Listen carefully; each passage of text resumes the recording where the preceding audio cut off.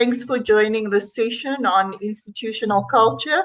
And we've got two fantastic panel members, discussants with us here today. And I'd like to introduce our colleagues to you. Our first colleague I'd like to introduce is Zetu Makamandela-Mguqulwa. And she is, Zetu, how was my pronunciation? I give you 99.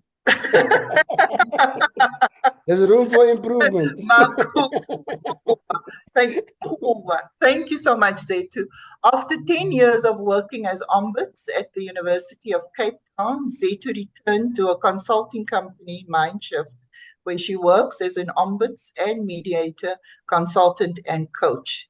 Zetu holds a BA degree, a postgraduate diploma in education, and a postgraduate honors degree in social science, all from the University of Cape Town. She has completed her MEd at the University of the Western Cape. She completed her LLB from the University of South Africa. She has been certified as an ombuds by the International Ombuds Association and is accredited as a mediator by the Africa Center for Dispute Settlement and Stellenbosch University. She was the inaugural ombuds for the University of Cape Town for 15 years, the first office of its kind in the South African education landscape. For the past 11 years, she's been a member of the International Committee of the International Ombuds Association. She functions as Africa Region Chairperson for the IOA.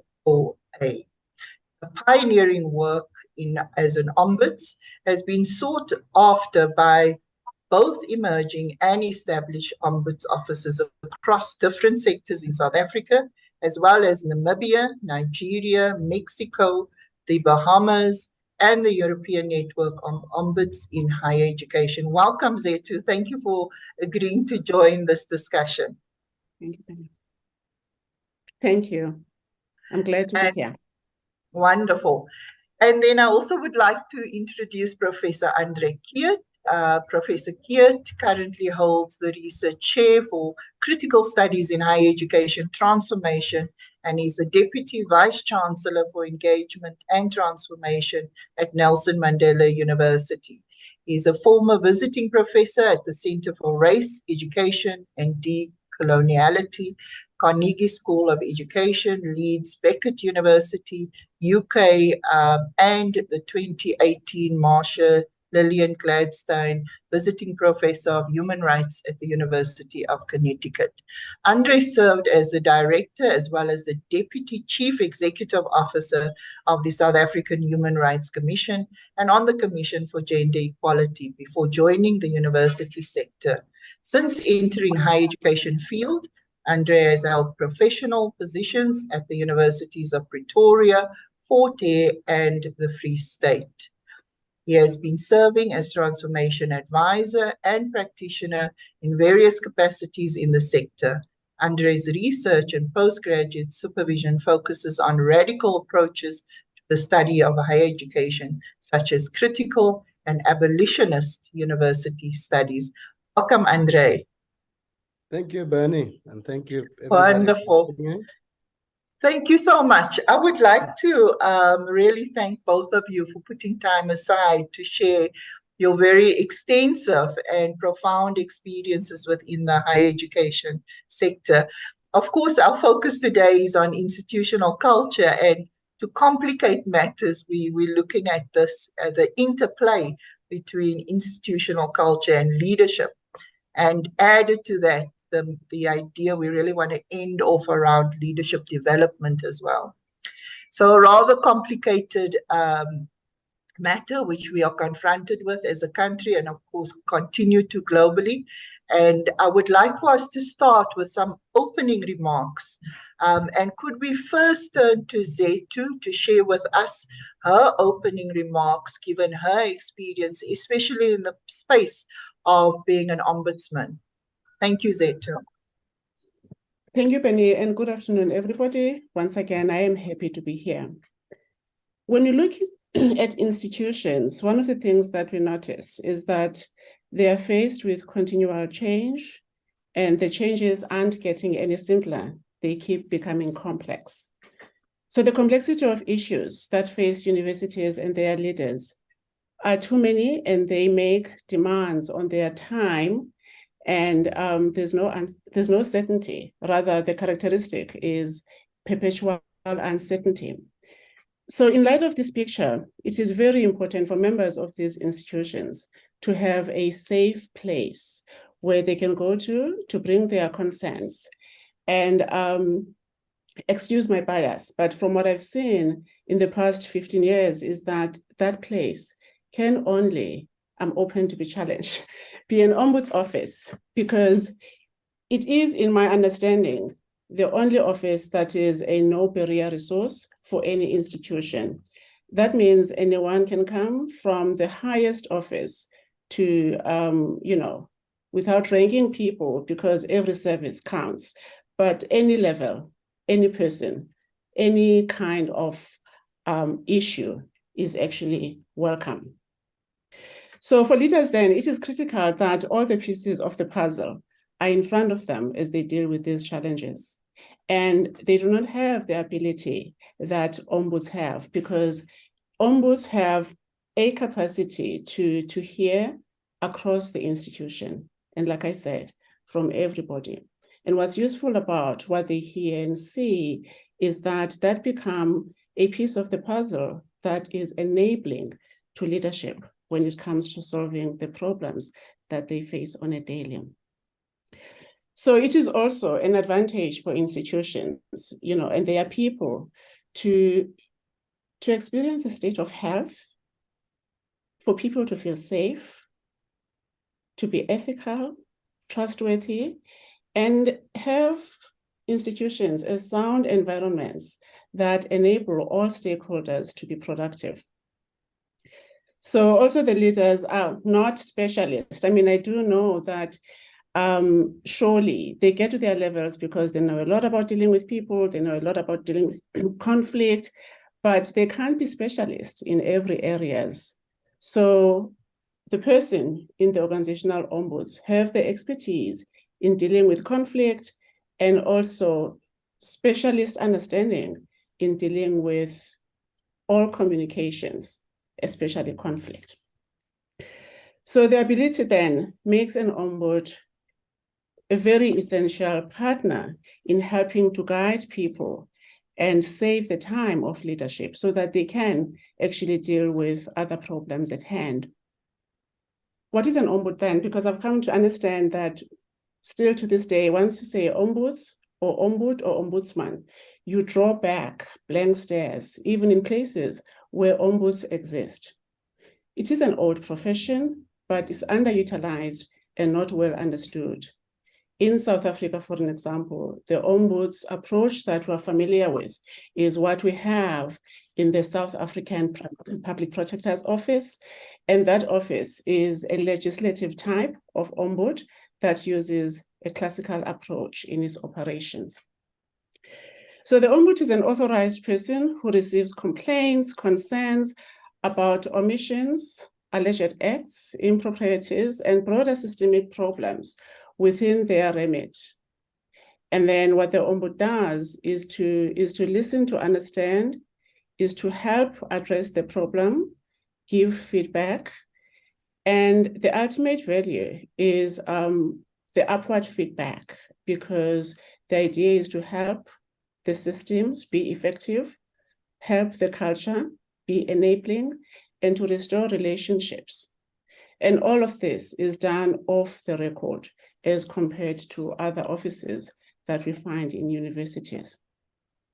So that really makes an ombuds office a safe haven for most people who would otherwise be afraid to come out and talk about how they are displeased with decisions or with how processes are being delivered for their concerns.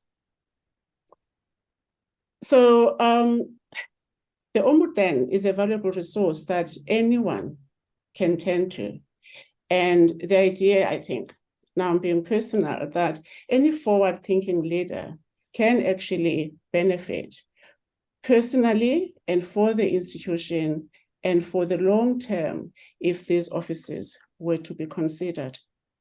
A colleague of mine, Mary Konga, Mary says, the Ombud-leader relationship struck me as an exclusive conduit through which unique information in any institution could flow. Thus, I end off by saying, any organization that values its members, their voices, their choices, and the ethical culture of the institution itself should have an ombud, because in my experience, ombuds are in actual fact the conscience of the appointing institution. I will end at that, Benny, for now.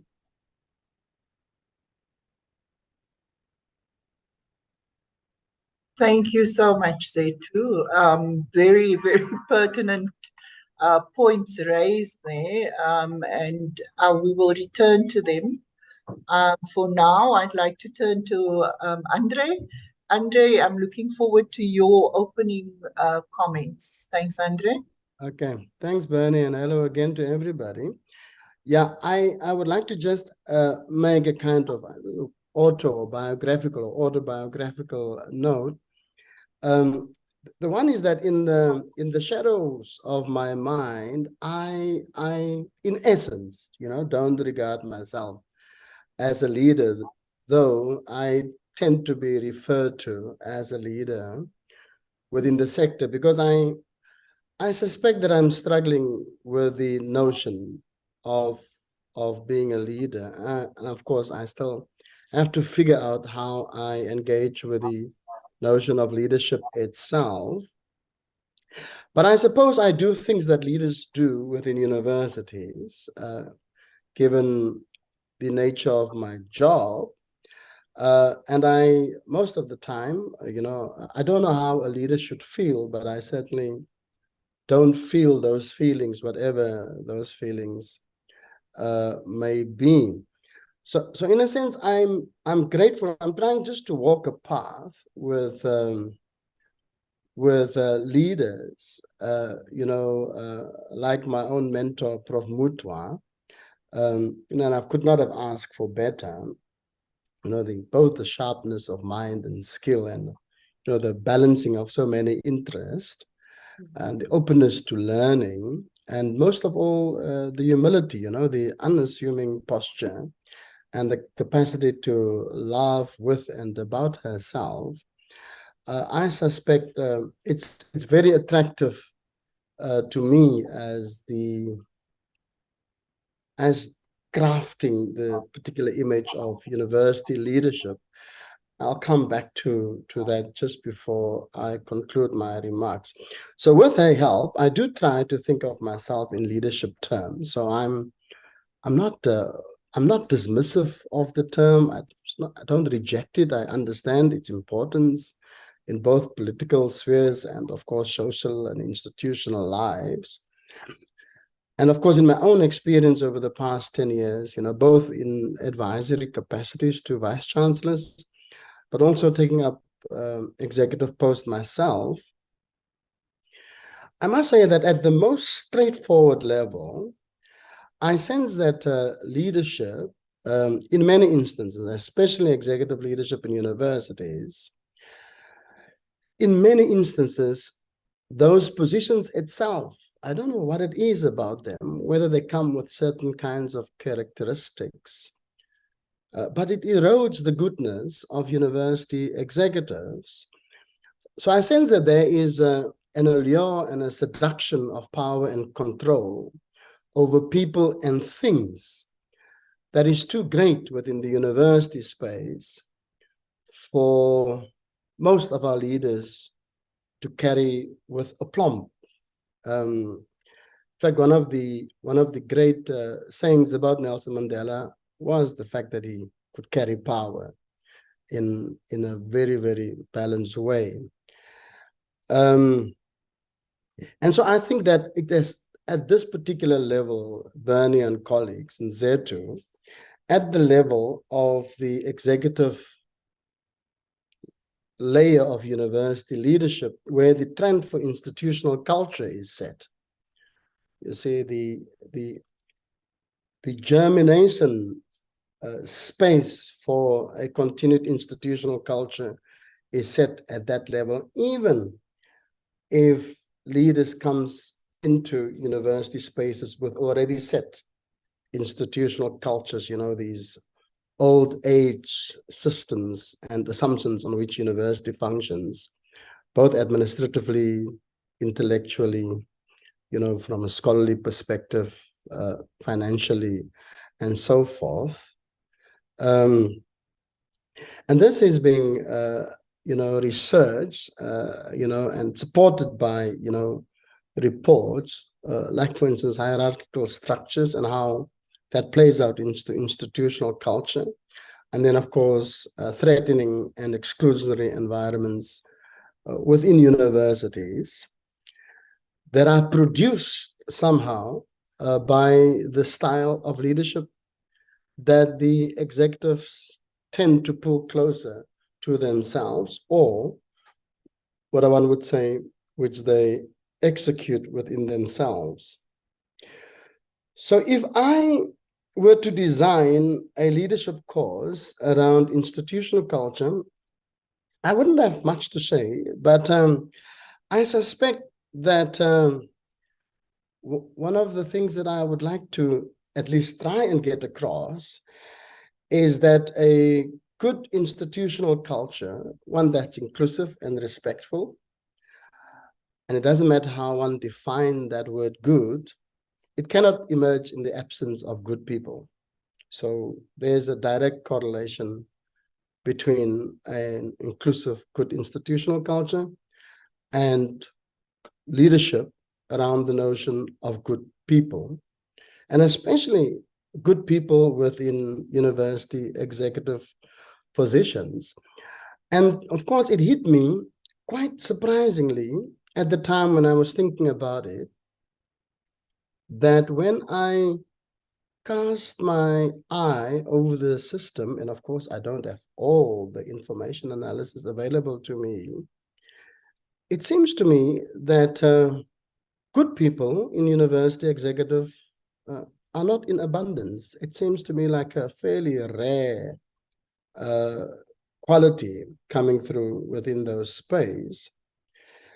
And I suspect that there is a formulation in which these positions structure and erodes the goodness of leaders. And I'm not so sure what it is about universities that does this. I suppose one has to think a bit deeper about that. So the leadership development initiatives that would interest me most would be those that would focus not so much on, the different sets of skills that leadership have. Of course, those are important, but more on whether the people within leadership positions have the capability and capacity to cultivate their own humanity and their own human goodness. So that technology of the self, the ability to cultivate one's own integrity, one's own notion of inclusivity, one's own commitment to transformation, and at the same time have just the relationalities and solidarities built around one, is not something that happens automatically within the university space. But this, of course, needs to then run in parallel with how one develops the hard and soft leadership skills to execute the function of a university executive or university deputy vice-chancellor, a dean, an HOD, or anyone within leadership positions within higher education. And that's why it's so important for us to also get the gender balances correct and advance it much further, because I suspect that many of those characteristics one would be able to engage with it, if one get the gender balances within university leadership also sort of. So Bernie, in short, if I want to connect institutional culture with leadership and what I can share as an experience, it would be to bring together the advancement of a good inclusive institutional culture as being dependent not on skillful or experienced leaders, but on good human beings in leadership positions. Thank you. Thank you so much, André. I think that was very thought-provoking. Can you leave your camera on, André? Oh, okay, sure. I want to now just come back with a question, and I noticed thanks, Michelle, you put in the chat. I do note the question that's come through from colleagues. For us to just reflect a bit on what we're saying here. So Zetu, I heard you use very pertinent words, many pertinent words, but I'm going to mention maybe 3 of them. The one word you used was, which struck me, was this idea of a safe haven.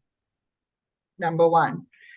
You use the word around trustworthiness. It's encompassing of many other words that you used, such as ethics and health.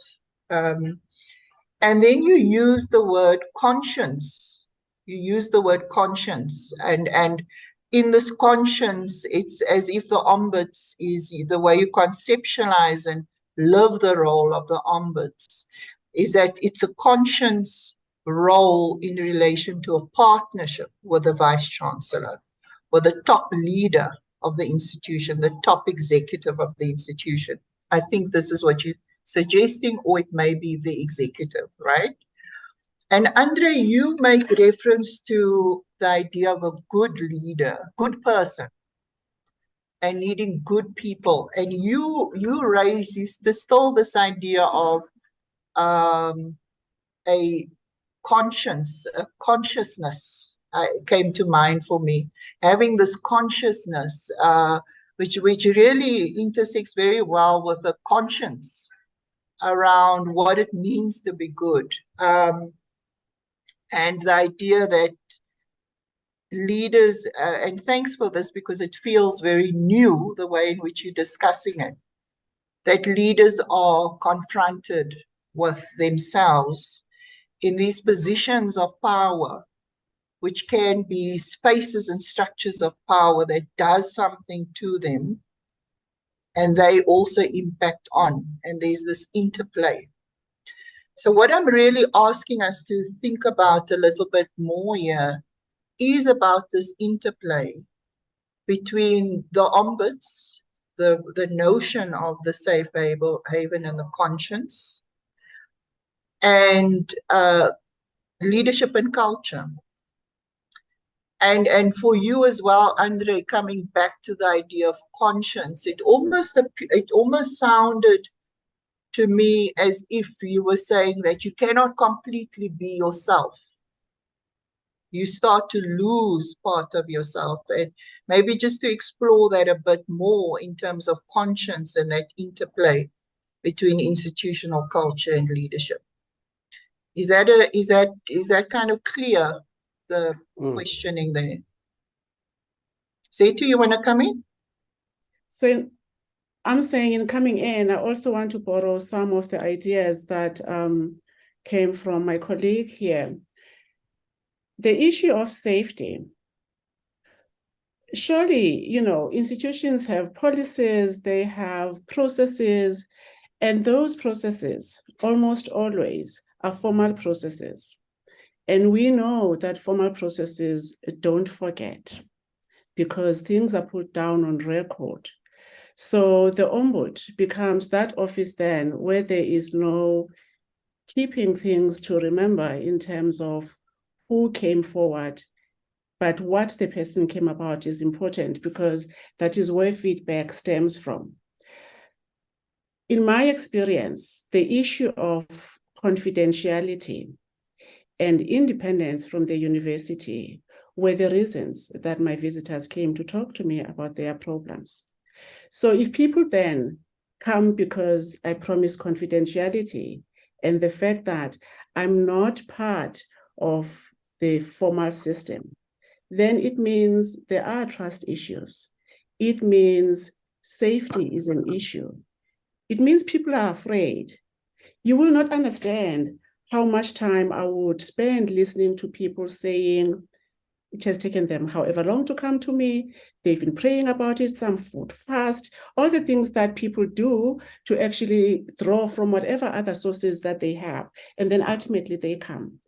And it then means that their institution is such a heavy giant that is in fact difficult to navigate, and people feel unsafe, especially psychologically. So hence I prize these offices as a safe haven. And then remember, there's a promise. If you come to University X, if you go to whatever organization, there's a promise that we'll deliver X, Y, Z. So what the Ombud then does says, look, you promised X, Y, Z.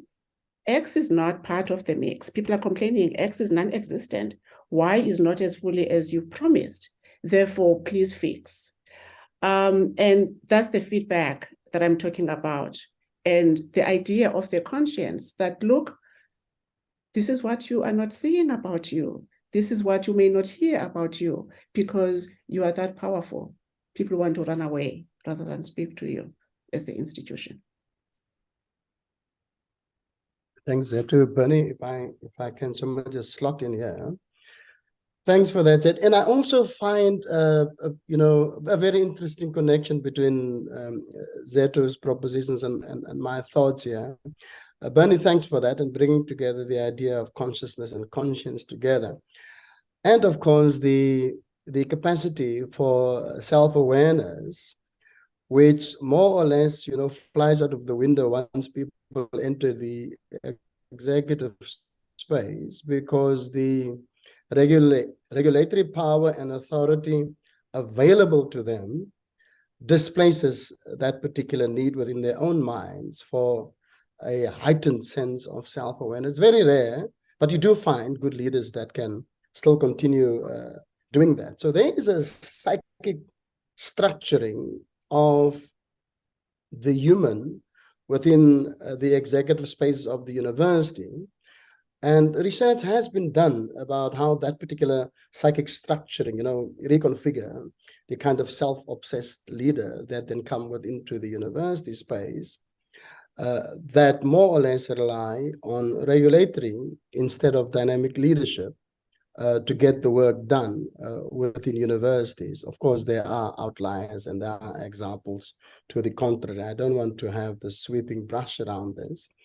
My experience simply is that that is the major trend. And within that psychic structuring, that's precisely where I think one loses oneself, which is, to be honest, you know, one of my biggest existential fears. You know, and I've always thought about how will I know when I've lost myself? But it already happened to me at least once in the Human Rights Commission. You know, I can clearly see that person that I so dislike, you know, which is a different me. And so I'm fairly, yeah, so I have a sense of perhaps I will be self-aware enough to know when that stage is reached again.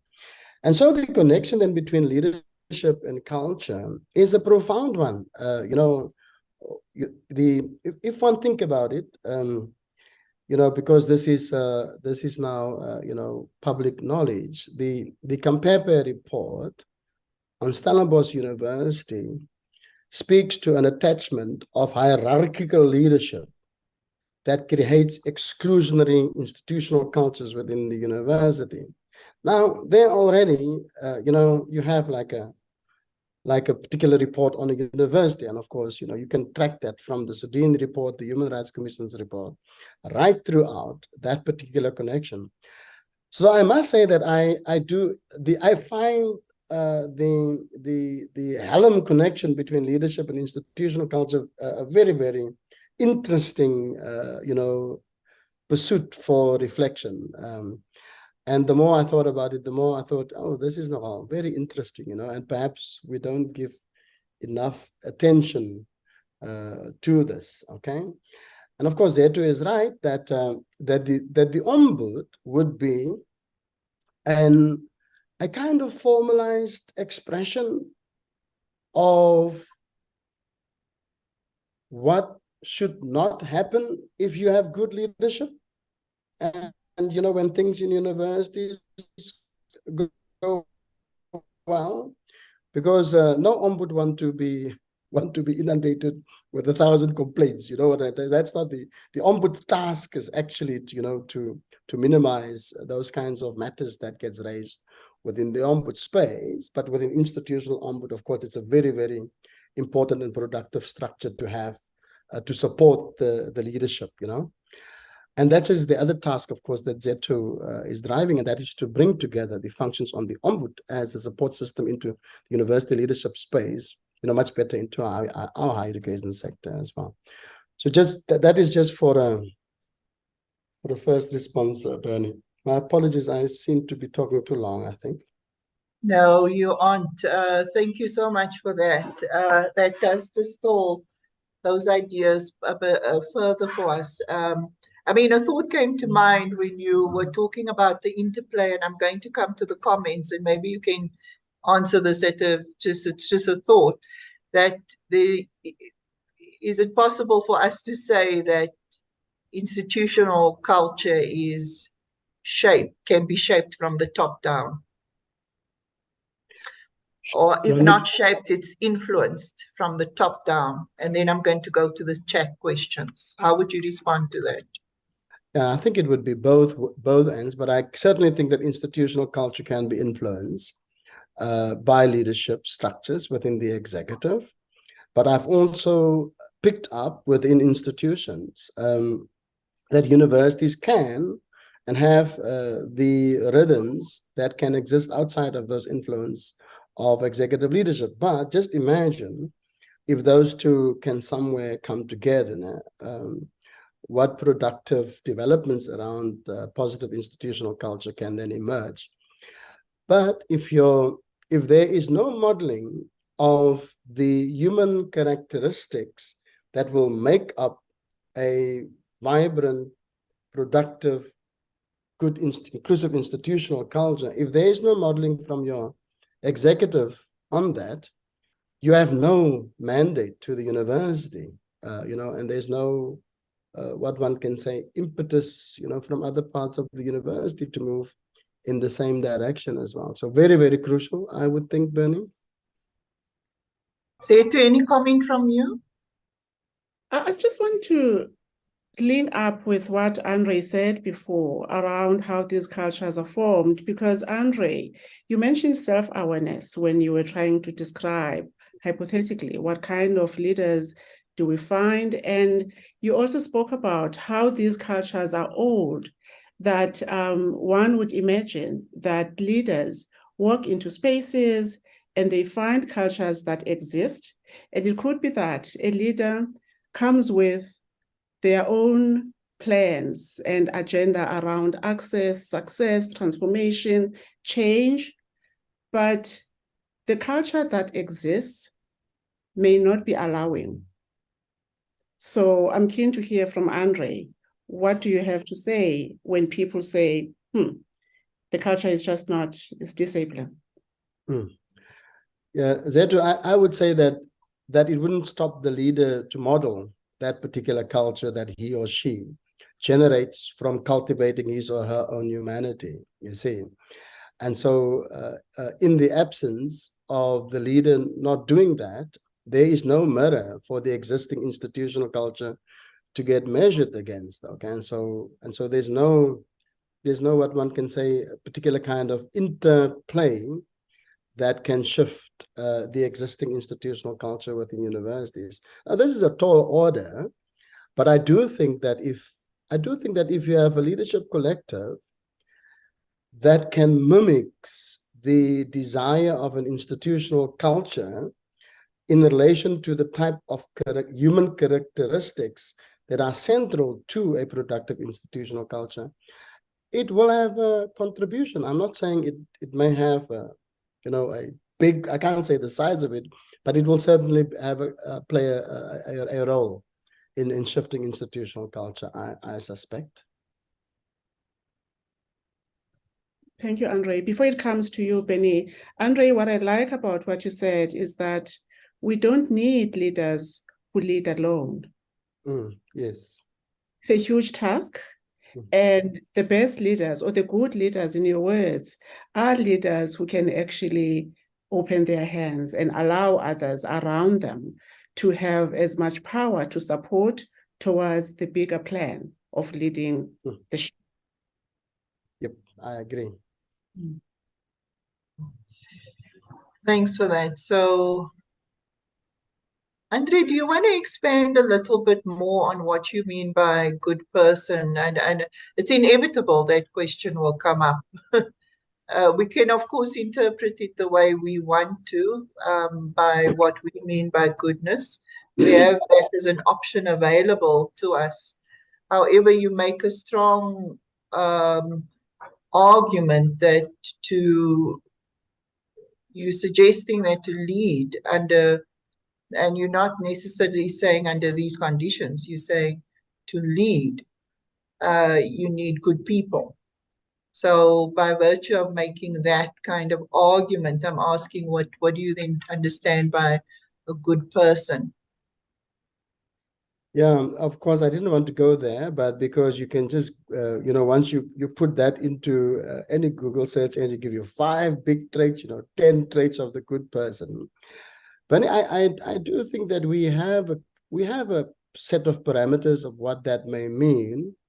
The respect and advancement of human rights, various forms of, recognitions and redistributions, different sets of skills and capabilities to carry power, highly self-aware. I think it's a very, very important, self-reflexive as well, very, very important around it, and people that are committed to social justice, not only within their own spaces, but extend that particular commitment, to their spaces around them as well. And one can go on and on and on around integrity and,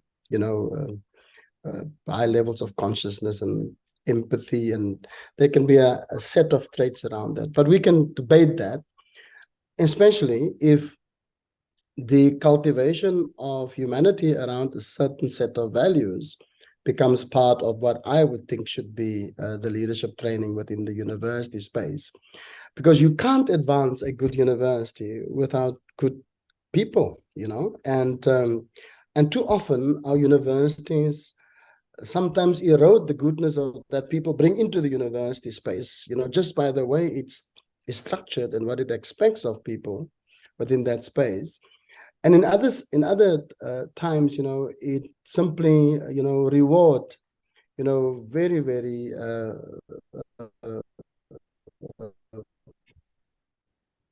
what one can say behaviors that are the antithesis. So what are the psychic structurings around leadership that happens within the university spaces, and then take it forward from there? But I must say, because I always try to be iterative about my own thoughts, I can't say that I'm forward. The idea of their own humanity would, of course, contribute to a more productive institutional culture. That's the hypothesis that I'm working with. Thank you so much. André, your connection we do lose you from time to time. I just want to make you aware, but I don't think we've lost the ideas that you've shared. So that's been fine. I'd now like to turn to the questions that have come from colleagues. Zetu, André, can you hear me? I can hear. Wonderful. So Zetu, a question here. Using the classic case of the public protector in South Africa, should the findings of ombuds be binding? So in instances where a report is perhaps not taken on board, should that be allowed? Should it be binding? And I'll start with you. That's your specific question there, Zetu, and then André, here's a question for you after that. In the classical sense, or where the classical ombuds are found in legislative spaces, and those spaces would be like the public protector, as we know. Others would be like in municipalities, because the ombuds that you find there are put in the, via bylaws. So my view is, once you choose to have an ombuds office, especially in a legislative sense, you are basically opening yourself up. And I think the case that the former PP in Tuli Madonsela, Prof. Madonsela 1, showed us that they actually ought to be binding in a legislative sense. But then you get other ombuds who are not classical or legislative, like organizational ombuds in universities. So there, the issue of things binding or not binding, before things get to a point of being recommended, they ought to have a lot of looking into things, so that by the time it gets to that stage, there is an agreement in the parties involved that this is an issue and it has to be resolved. And there's a lot of drawing from what exists. Earlier on, I spoke about, ombuds being the conscience of the institution. So if you exist and you are the conscience, then surely you have a role. And you cannot, as the ombud, be careless or basically put the ombudsmanry or ombudsmanship, whatever this can be called, into disrepute by putting forward ill-considered recommendations. So for us, organizational ombuds, we recommend, but by the time we recommend or people get to read what we recommended, chances are things are already fixed, given the existing relationship between leadership and the office of the ombud. Thank you, Zetu. I'm going to turn to André now.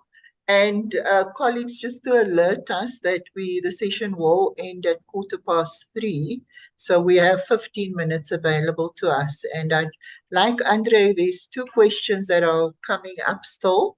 And then we will just take concluding thoughts. So André, to what extent does the inward-looking institutional culture in higher education or limit universities? For example, there's a tendency of ignoring executive experiences gained from other institutions, private and also in the public sector, to alleviate the narrow academic experiences of heads of departments and deans when appointing executive leaders. Yeah, it's yeah. Thanks, no, André. it is a very crucial dilemma in our university sector. And I suppose, by the use of structures, Bernie, one has to dislodge the kind of executive leadership requirements that comes through the sector that preference, university experience. In fact, in my experience, people who have been at universities for 20, 25, 30 years, they do not make good leaders within universities because they don't have any experience outside of the university space. So the point being raised here is that, and it's certainly something that I will support, is that a requirement for university leadership would be to have external leadership experience outside of the sector itself. It can only be good for universities to bring in leadership with diverse experiences, whether it's in the public sector or whether it's in the private sector as well. Some university leaders, and I have been a beneficiary of that, they literally ask for people who have not been, their entire life in the university sector and who have had different other kinds of experiences as well. Other universities, of course, they just route their requirements via the narrow confines of academic or institutional experiences. Sometimes just at the one institution altogether, your entire, career. See, I just, it just doesn't make sense, in my estimation, because I suspect that the more diverse sets of experiences you bring into the executive space, I think the better. Thanks, André. Zetu, so we're returning to you now. So here's a comment. I would agree that having an ombudsperson is a benefit, but it's also a cost that needs to be considered. An opportunity cost to fund a different position, for example, to use the funds for an academic position, right? So how can the cost-benefit approach be used as an argument for the ombuds position? So I think the weighing for me has got to do with, would you rather than do payouts because you are found, wanting when employees take the institution to the CCMA? Would you rather have people take ill because there was no outlet and they walked away afraid? Or even have the reputation, which I think for me is the biggest cost, the reputation of the institution outside as the one that is not welcoming, perhaps, the one that doesn't listen, the one that doesn't value people or tends to value people in relation to the positions they hold in the institution. Because remember, even when people leave, we all know this, people quit people. It's really about the institution. So when people leave, those are the ambassadors. If they leave, in a good space, they can only have good things to say about you as a previous employer. So for me, if you look at that in terms of cost, I think it's costly and risky not to have an ombud, in the contrary. Thanks, Zetu. So I'd like us to ask you a question as we move towards closing now. If we return, you've said we've discussed quite a lot about this interplay between leaders and institutional culture. If you reflect upon what you've said, what we've discussed now, what would you say has been your greatest learnings? It could be the top 2, top 3, it doesn't matter, but really your greatest distilled learnings about leadership and its impact or influence on institutional culture. What has been your greatest learning? Zetu? A couple. I'm with you. For me, it's the issue of not wanting to do it alone. When you win together with people, you win better.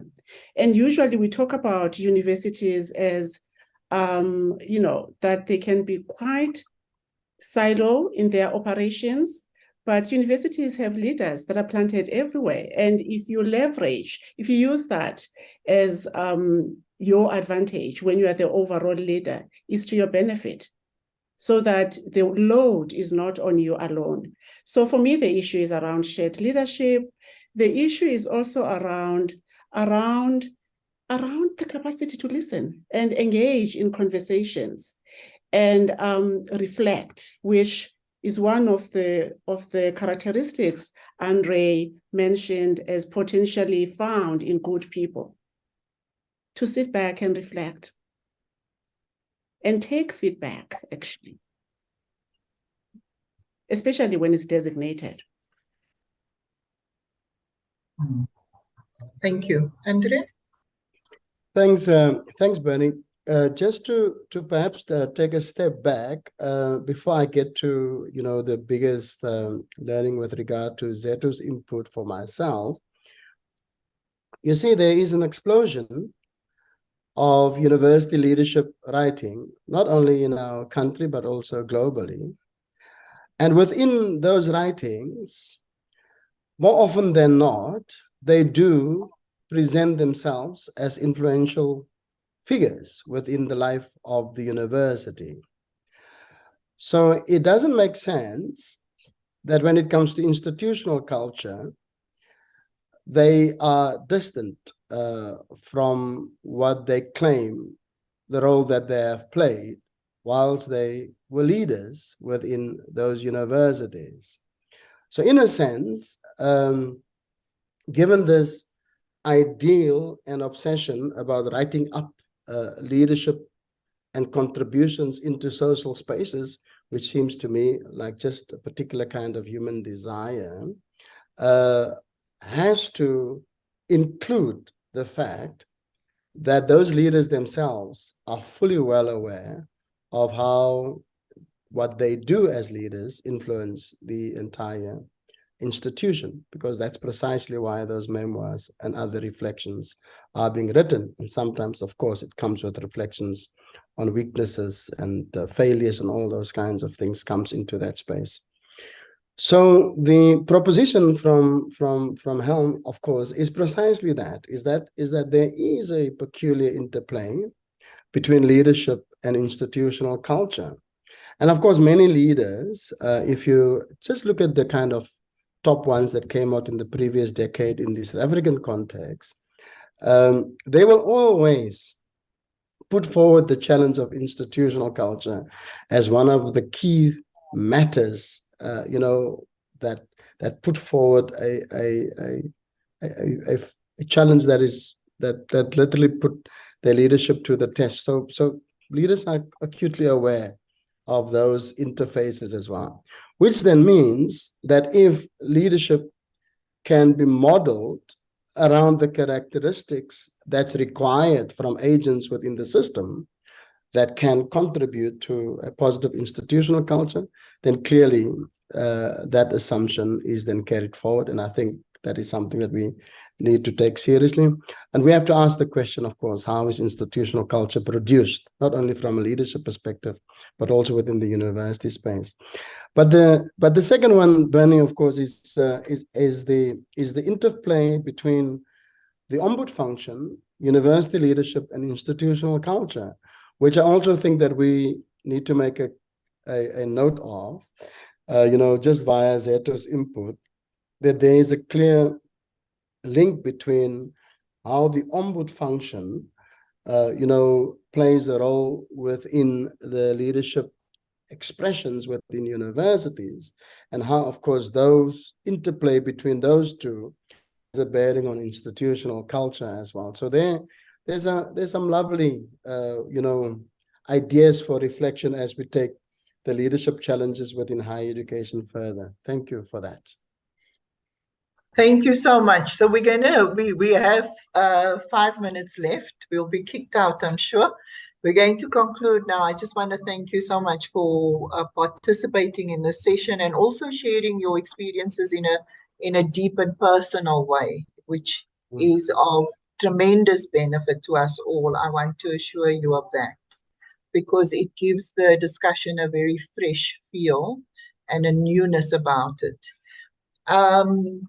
Does it mean, Zetu, I just wondered maybe on your concluding thoughts for both of you in the next 2 to 3 minutes. Does it, if we have an ombuds person or ombudsman or ombuds in an institution or an organization, is it indicative of the complexities or weaknesses in leadership? And none of these questions, of course, we can foreclose on. All that we've discussed is opening up, and there aren't precise answers to this. But when we have ombuds and when the institution starts to structure and limit the individual,